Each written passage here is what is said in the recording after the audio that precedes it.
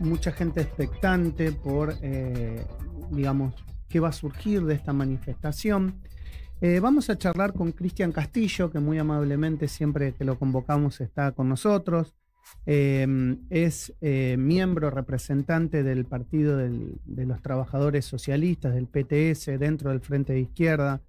Lo conocemos por ser diputado nacional, ha sido, la verdad que de todo, ha pasado por varios cargos, es sociólogo, es docente universitario, y vamos a tratar de conversar de lo que piensa que está sucediendo después de la condena a una expresidenta de la Nación. Cristian, buen día, ¿cómo te va? Maximiliano Lecky te saluda, buen día. Hola, ¿qué tal? ¿Cómo están? Muy buenos días. ¿Qué está pasando hoy? ¿Qué crees vos como sociólogo que estamos viviendo? Bueno, hoy vamos a ver una protesta que estimo será multitudinaria de parte de quienes creemos, y como voy a estar en la movilización me incluyo, que la decisión de la Corte fue un fallo proscriptivo que corona todo un proceso judicial completamente irregular que condenó a Cristina Fernández en la causa vialidad. Y señalo la irregularidad del proceso porque en él intervinieron jueces y fiscales que tenían una estrecha relación, algunos de ellos con Mauricio Macri, iban a jugar al tenis o al fútbol en la canchita de la Quinta Los Abrojos. Otros pertenecían al grupo del Lago Escondido, los que fueron financiados por Clarín para ir a la estancia de John Lewis. Sí. Y a partir de esos hechos es evidente que el juicio ya no es un juicio imparcial, ¿no? Es como si, imaginen ustedes, está siendo juzgado Mauricio Macri y los jueces y los fiscales se van a tomar un café al Instituto Patria. Uno diría, no corresponde. Bueno, es lo que ha pasado en este proceso judicial, ¿no? Digo, independientemente de que haya existido corrupción en la obra pública en los gobiernos de Cristina Fernández, cosa que yo creo que ha sido así, pero no es el objeto de este proceso judicial, ni el objeto de la resolución de la Corte, que fue tomada en tiempo exprés, mientras otras causas que tiene y que son trascendentes duermen el sueño de los justos, y que además directamente desestima prácticamente el recurso presentado, sin tomar en cuenta, digo, la gravedad del hecho, porque estemos ante la condena, que fue 2 veces presidenta, una vicepresidenta y sufrió un atentado contra su vida hace no mucho tiempo, mínimamente hubiese requerido que la Corte diga, bueno, a ver, vamos a analizar los argumentos, si esto va, si esto no va. Pero no, lo despachó muy rápidamente, a partir, creo yo, de que sus mandantes le dijeron avance. A mi entender, ahí está la EA, la Asociación Empresaria Argentina, ahí está la AmCham, la cámara que nuclea a las empresas norteamericanas, que cuando les fracasa el proyecto de ficha limpia, dicen, bueno, vamos por la Corte. Y a partir de ahí buscan incidir en el reordenamiento del sistema político. Que, según me parece, en particular en este caso, buscan un liderazgo dentro del peronismo que no toque mucho las condiciones generales del esquema económico que está imponiendo Javier Milei, y bueno, y ahí tener una suerte de alternancia futura entre candidatos que no discrepen en lo central y que, bueno, y que no afecten sus intereses. Me da la impresión que ese es el cuadro en el cual hay que enmarcar el fallo a Cristina, que nosotros repudiamos, rechazamos, no por afinidad política con Cristina Fernández. En el caso de la izquierda fuimos opositores a su gobierno, fuertes opositores, ya que de la izquierda, no de la derecha como otro sector de la oposición, y no compartimos tampoco la orientación que ha llevado adelante el peronismo bajo el gobierno de Milei. Sin embargo, para enfrentar algo que creemos injusto, una proscripción política, no hace falta estar de acuerdo con la persona que es atacada. Hoy le toca a Cristina Fernández, mañana nos puede tocar a cualquiera de nosotros, ¿no? Este gobierno que se la pasa diciendo zurdo de mierda, zurdos van a correr, son lo peor que hay, muerte al socialismo, no nos extrañaría que después de la condena a Cristina quiera pasar en una proscripción política de la izquierda utilizando cualquier argumento, ¿no? Así que entiendo que por eso, en nuestro caso, es que estamos repudiando esta proscripción y hoy nos estaremos movilizando con una columna y una convocatoria propia, independiente, junto con diversos sindicatos, estudiantes, movimientos sociales y partidos políticos también. Cristian, ayer hablaba con Alejandro Bodart, que nos daba una entrevista y nos marcaba las diferencias que hay dentro del Frente de Izquierda, al menos del MST, frente a lo que piensan ustedes desde el PTS. ¿No crees que esto es funcional al peronismo? Digamos, que ustedes estén en esta marcha termina dándole músculos al peronismo, que tal vez la izquierda es algo distinto a lo que viene haciendo el peronismo a lo largo de estos años, inclusive gobernando. A ver, 3 cuestiones. Primero, partimos de un acuerdo común con Alejandro y con todos los compañeros de Frente de Izquierda, que es repudiar el fallo y la proscripción a Cristina Kirchner. De hecho, con Alejandro y otros compañeros estuvimos el día donde se conoce el fallo en la sede del PJ en Mateu expresando esta posición. Segundo, no creo que sea así. Cuando uno está en contra de una proscripción, tiene que pelear para que esa proscripción caiga. Y como te decía, en nuestro caso nos vamos a movilizar en forma independiente, con una propia convocatoria.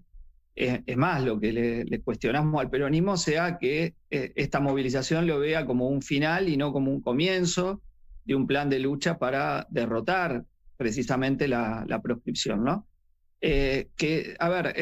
Durante Macri hubo un fallo de la Corte Suprema que establecía el 2x1 para los genocidas, y la masividad de la movilización popular obligó a volver atrás con ese fallo. Entonces, ahora hay un fallo de la Corte, pero la movilización popular también puede derrotar una medida antidemocrática. Cuestionamos que la CGT no haya convocado a parar y movilizarse frente a lo que es un ataque a todas las libertades democráticas, porque es un ataque también a los electores que pretendían votar a Cristina Fernández y hoy no van a poder hacerlo.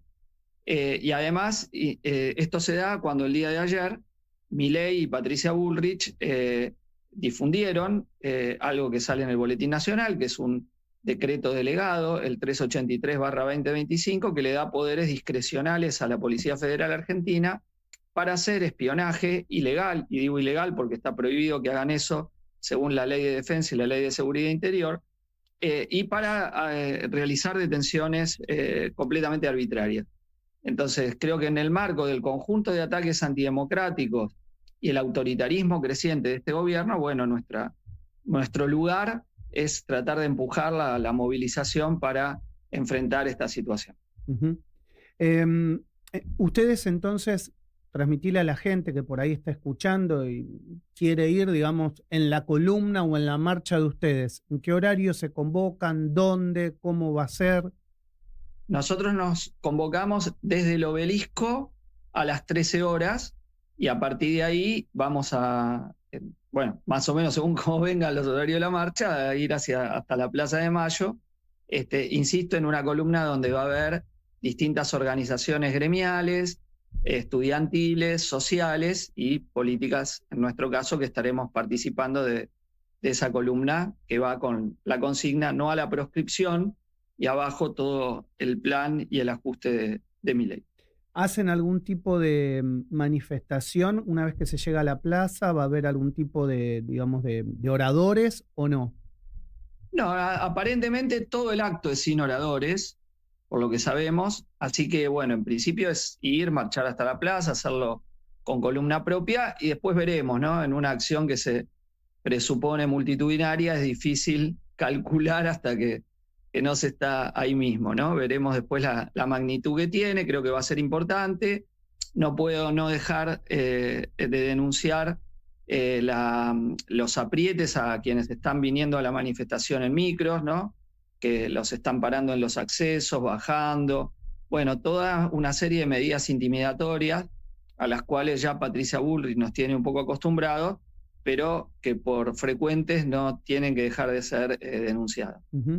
¿Te preocupa el creciente clima de violencia que se ve, esto que vos estás diciendo por parte de la Fuerza de Seguridad, pero también cuando uno ve lo que pasó, por ejemplo, en el domicilio de Esper, lo que pasó con un concejal de San Martín, el otro día también vecinos de Cristina Fernández de Kirchner tirando agua hirviendo abajo a la gente que estaba?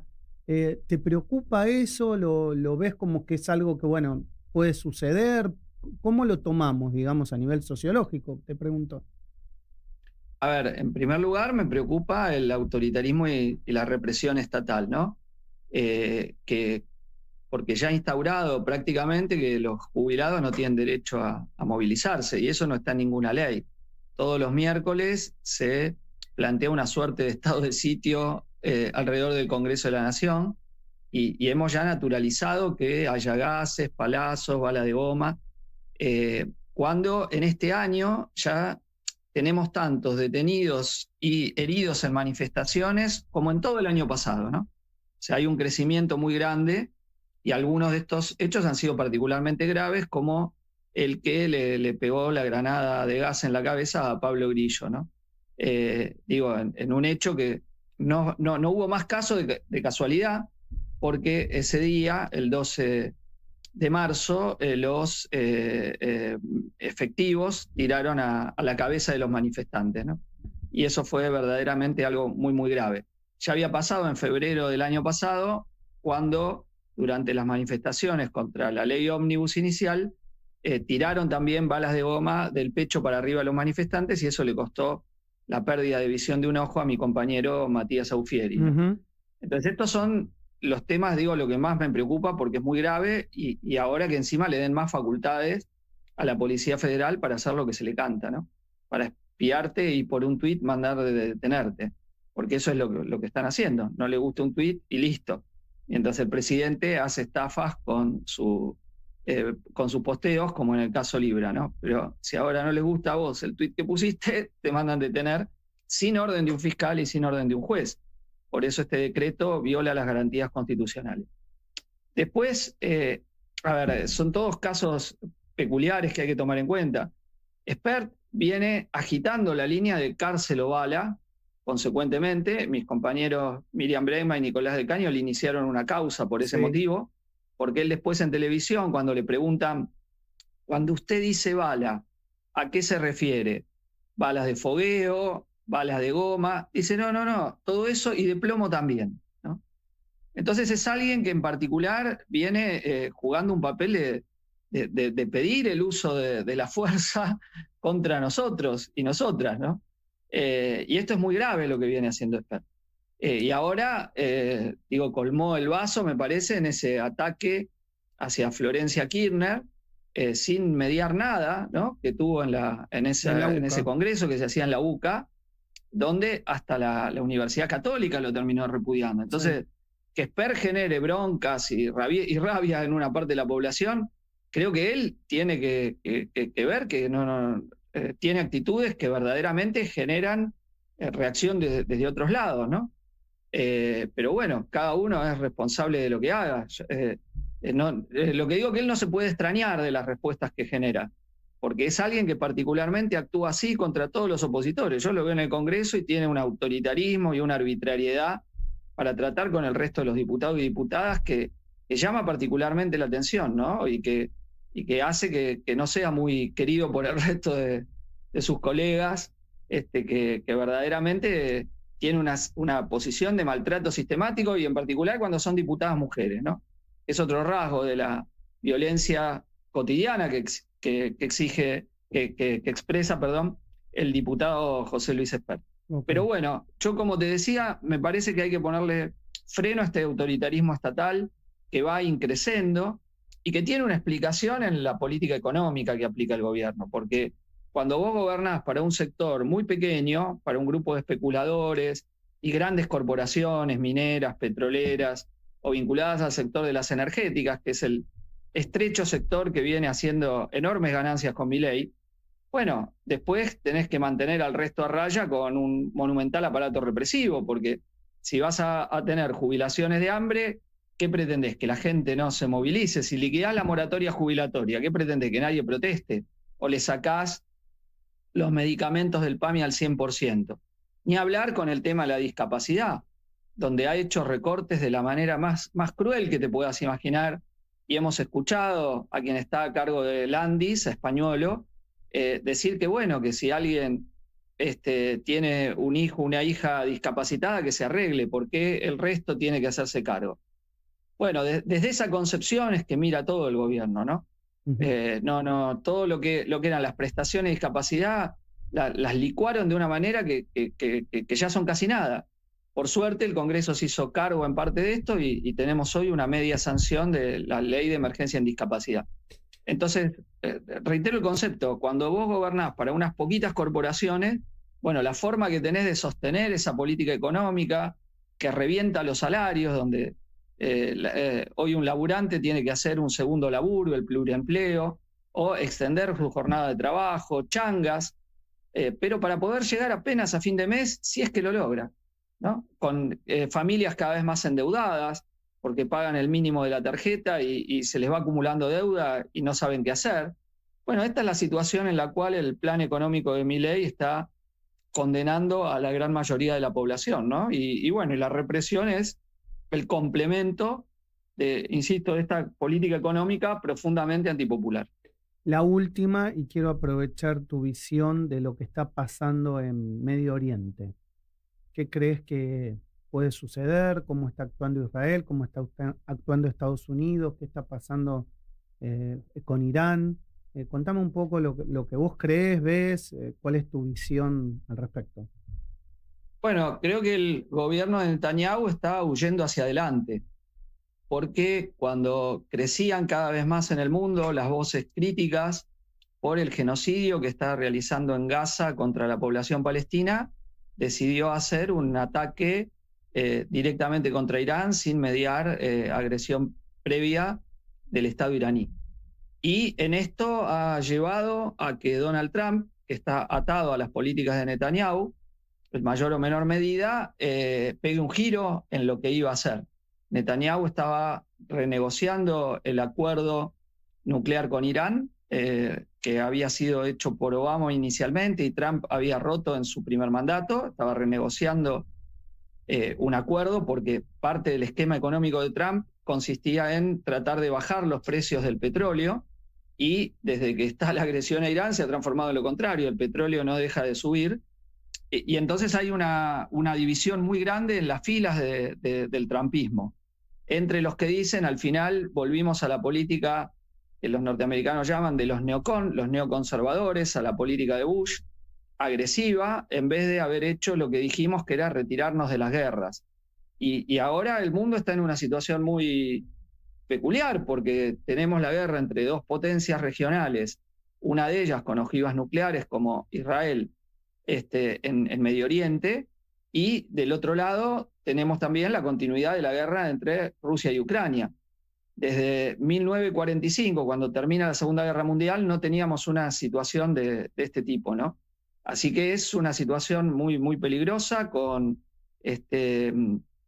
consecuencias difíciles de medir, donde, insisto, creo que uno de los factores principales de esto es la huida hacia adelante de Netanyahu, que tiene mucho cuestionamiento interno y que cada vez que crecen los cuestionamientos, lo que recurre es a una guerra exterior para tratar de mantenerse en el poder, porque Netanyahu sabe que si sale del gobierno, y la última vez hubo una moción de censura que por muy poquitos votos no salió, sabe que su destino es posiblemente la cárcel, por hechos de corrupción y también por muchas críticas internas a lo que era su esquema de seguridad. Okay. Entonces me parece que eso en parte explica esta escalada, que insisto, tiene un agresor claro, que fue Israel contra Irán en este caso, y que lo ve involucrado también al gobierno de Donald Trump, con consecuencias imprevisibles, ¿no? Porque estamos discutiendo en una situación donde se bombardean instalaciones nucleares, donde hay parte, insisto, de armamento nuclear, en el caso de Israel, y donde también hay otras potencias detrás aliadas, ¿no? Porque posiblemente China y Rusia están mirando la situación y bueno, y si Trump está de un lado, puede terminar esto en una conflagración mayor, ¿no? Así que con muchísima preocupación con lo que está ocurriendo. Cristian, gracias por estos minutos siempre que nos dispensás aquí en el streaming de Sónica. Un abrazo enorme. Un abrazo para ustedes, hasta luego.